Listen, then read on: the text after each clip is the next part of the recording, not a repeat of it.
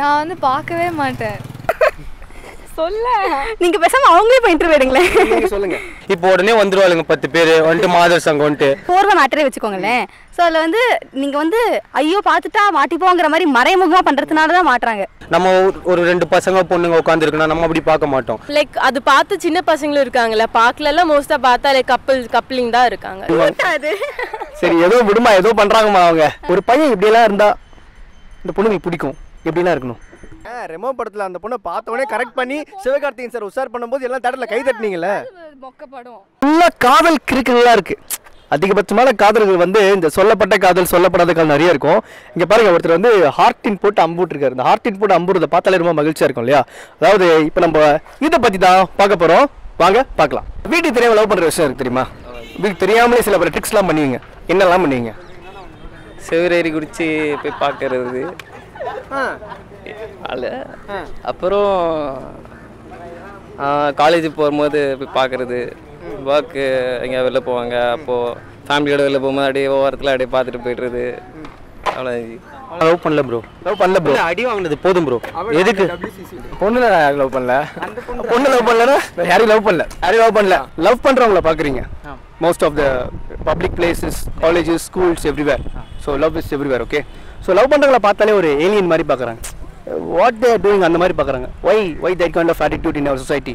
ஏன்னா இந்த சொசைட்டி வந்து இதை பற்றிலாம் அக்செப்ட் பண்ணிக்காது. ஓகே, மற்றவங்க என்ன பண்ணிட்டோங்கிறத வந்து அவங்க விட மாட்டாங்க.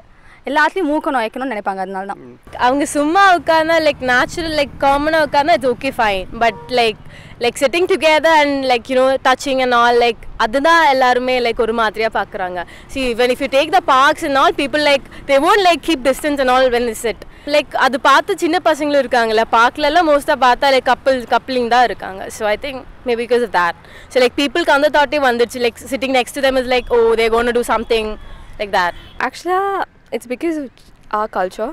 ஏன்னா இப்போது நம்மளோட சொசைட்டியில் PDA which is like public display of affection is not common, right? So ஏன்னா இதுவே like you do in some other foreign countries, they won't feel it like awkward. PDA is something very new to India and I don't think so they will accept it in like even in like 10 more years or so. நானும் பார்ப்பேன் because I just see a few people sitting over there. So எனக்கு ஒன்றும் வியர்டாலாம் தெரியல because I've grown up like that. Super. நான் வந்து பார்க்கவே மாட்டேன். பார்க்க மாட்டீங்க? ஆமாம், அவங்களுக்கு அவங்க ப்ரைவசியை கொடுத்துட்டு நம்ம பாட்டு போயிட்டே இருக்கணும். அவ்வளோதான். அவங்களே இடம் இல்லைன்னு பாவம் வந்து இங்கே எங்கேயா உட்காந்துட்டு இருக்காங்க. அவங்களே எதுக்கு நம்ம போய் டார்ச்சர் பண்ணோம்? அதனால் let them spend their own time. Suppose எப்போ ப்ரப்போஸ் பண்ணாரு? 2 இயர்ஸ்க்கு முன்னாடி. 2 இயர்ஸ் முன்னாடி என்ன சொன்னீங்க? ஓகே சொன்னேன். ஓகே சொன்னீங்களா? யாரெல்லாம் கேட்கலையா? ரிலேட்டிவ். ஓ, சொந்தக்காரர். ஓ, ரிலேட்டிவா? அத்தை பொண்ணா?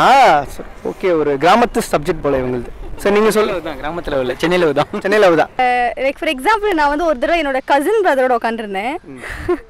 அண்ட் அவங்க வந்துட்டு வந்து நீங்கள் 2 பேரும் கல்யாணம் பண்ணிக்க போகிறீங்க அப்படின்லாம் சொன்னாங்க. பல உண்மைகள் வருது. ஸோ இதெல்லாம் வந்து ஆப்வியஸ்லி போய் என்னெல்லாம் சொன்னாங்கம்மா அவங்க? சொல்ல நீங்கள் பேசாமல் அவங்களே போய் இன்டர்வியூ எடுங்களேன். நீங்கள் சொல்லுங்கள்.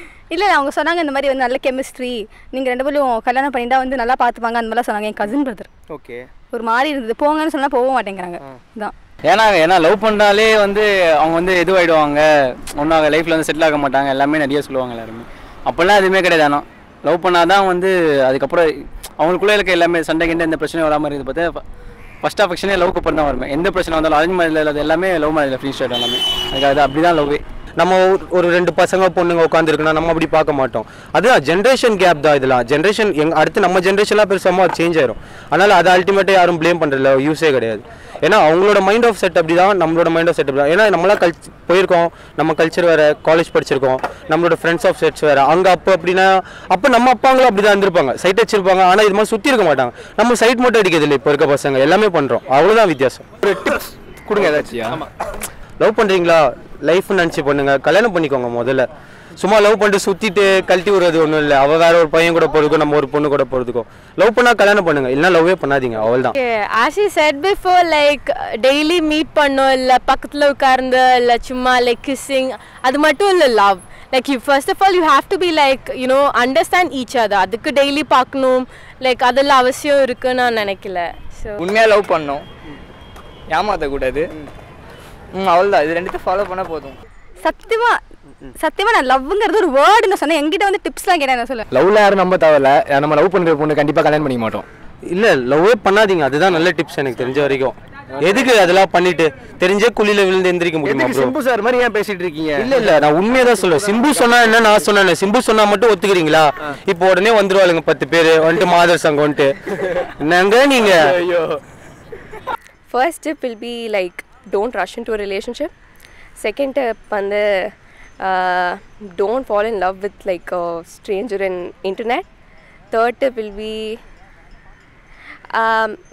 don't go for blind dates. Fourth tip will be love வந்து like நடக்கணும்னு இல்லை, அது எப்போ நம்மளை தேடி வருமோ அது நடக்கும். And fifth tip will be just wait for it. அவ்வளோதான். பேசிக் ஒரு ஃப்ரெண்ட்ஷிப், அதுக்கப்புறமா யூ ப்ரொசீட் பண்ணுறது இஸ் பெட்டர். அதுக்கப்புறம் ரொம்ப ரெஸ்ட்ரிக்ஷன்ஸ் ரூல்ஸ் எல்லாம் இருக்க வேண்டாம். லெட் இட் ஈஸியாக போகணும். ரொம்ப ரூல்ஸு அதெல்லாம் கொண்டு வந்தால் தேவையில்லாமல் காம்ப்ளிகேட் ஆகும். அந்த மாதிரிலாம் க்யூட்டாக பண்ணுவாங்க, அழகாக பண்ணுவாங்க. சரி ஏதோ விடுமா, ஏதோ பண்ணுறாங்கம்மா அவங்க. சந்தேகப்படுற மாதிரி நடந்துக்க கூடாது. அது எப்படி? அதான் இப்போ ஃபார் எக்ஸாம்பிள் போர்வை மேட்டரே வச்சுக்கோங்களேன். ஸோ அதில் வந்து நீங்கள் வந்து ஐயோ பார்த்துட்டா மாட்டிப்போங்கிற மாதிரி மறைமுகமாக பண்ணுறதுனால தான் மாட்டுறாங்க.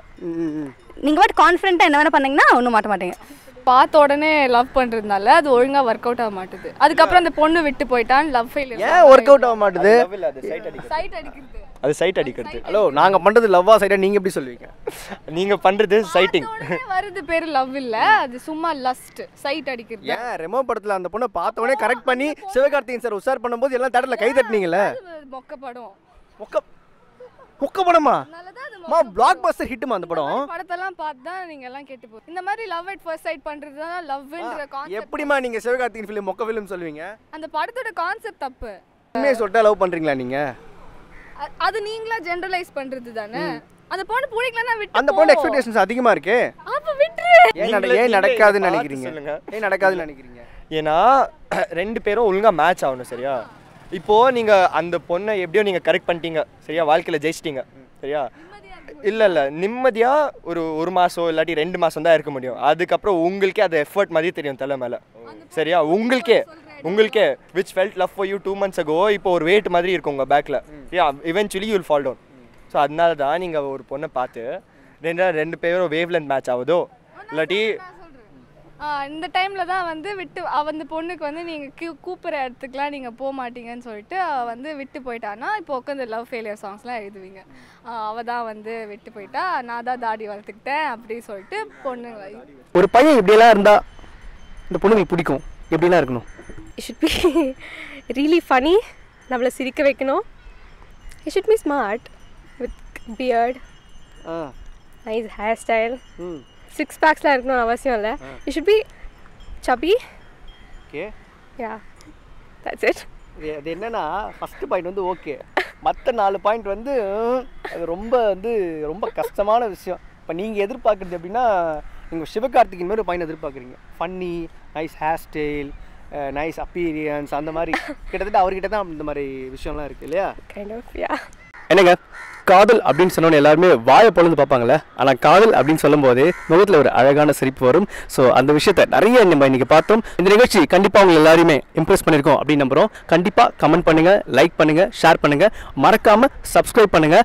அதை விட இன்ட்ரெஸ்டிங்கான விஷயம், நாங்கள் என்ன டாபிக் பேசணும் அப்படின்னு நீங்கள் ஆசைப்பட்டீங்கன்னா கண்டிப்பாக கமெண்ட் பாக்ஸில் அந்த டாப்பிக்கை அப்படியே டைப் பண்ணுங்கள். அந்த டாபிக் உங்களுக்காக நாங்கள் எடுத்து பேசுவோம். நன்றி, வணக்கம்.